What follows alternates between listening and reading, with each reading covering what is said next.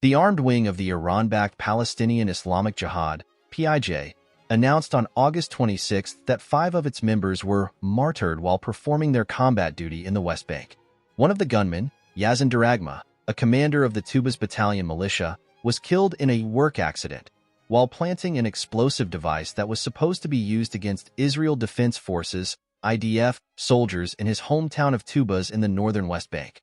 The 4 other gunmen, Odeh Abu Nasa, Ahmed Al-Antir, Taher Radad, and Mozab Al-Mukaskaz, were killed in recent clashes with the IDF. They belonged to similar armed groups in the cities of Jenin and Tulkarem, also located in the northern West Bank. Armed and funded by Iran, the battalions, whose members are affiliated with PIJ, Hamas, and the ruling Fatah faction headed by Palestinian Authority, PA, President Mahmoud Abbas, began operating in the northern West Bank more than 3 years ago. Since then, gunmen belonging to these groups have carried out countless attacks against Israeli civilians and soldiers.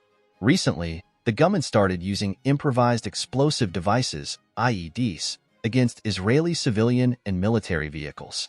It is worth noting that some of these militias are based only a few hundred meters away from Israeli communities, both in the West Bank and inside Israel. In May, Hamas terrorists in Tulkarem recorded themselves shooting toward Bat Heger, an Israeli town near the border of the West Bank.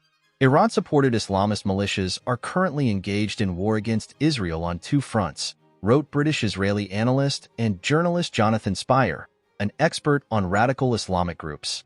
The main focus of combat remains, of course, the Hamas-controlled Gaza Strip.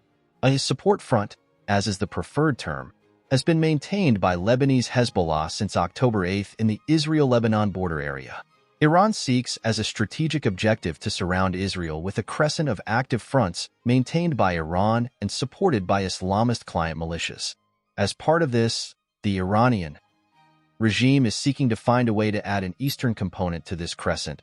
Through Jordan to the West Bank, Tehran has succeeded in establishing and maintaining an arms route in which military material, brought from Iran into Lebanon, is then transported across the Syrian-Lebanese border via Jordan into the West Bank. The maintenance of this route is of strategic importance to Iran. It is intended, over time, to flood the West Bank with weaponry, and by so doing, to eventually make this area a third front in the ongoing long war against Israel.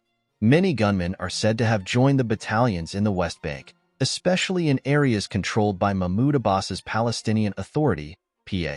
The PA security forces, however, haven't really done anything to disband or disarm the militias. This is the same PA that, since its establishment 30 years ago, did nothing except watch while Hamas expanded throughout the Gaza Strip, eventually taking control over the entire coastal enclave in 2007.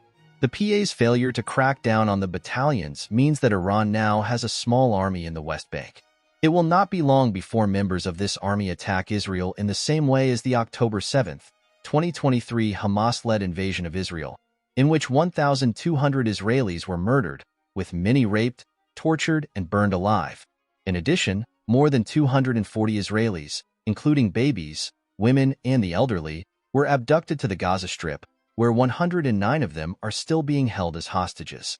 Those who persist in advocating for the establishment of a Palestinian state next to Israel must take into consideration that doing so would lead to the rise of more Iran-backed battalions in the West Bank and other areas over which the PA is given control.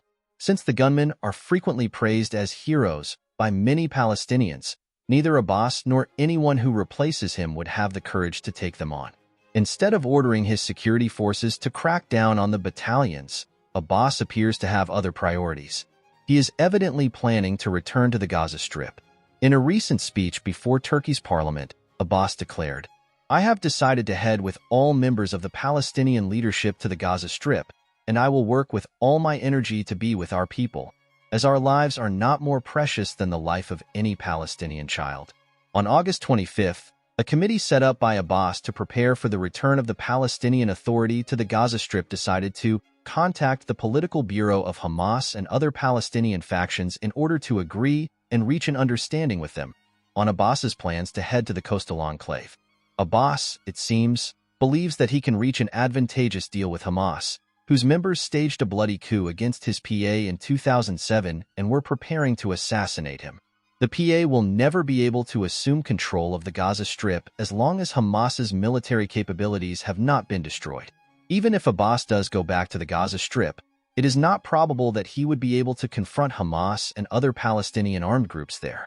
As in the West Bank, new battalions and militias will no doubt spring up in the Gaza Strip under Abbas's PA to pursue the jihad, holy war, to eliminate Israel and replace it with an Islamist state. Under the current circumstances, handing the Gaza Strip over to the Palestinian Authority would not only be seen as a big reward to Iran and its terror proxies, but most likely lead to a major war.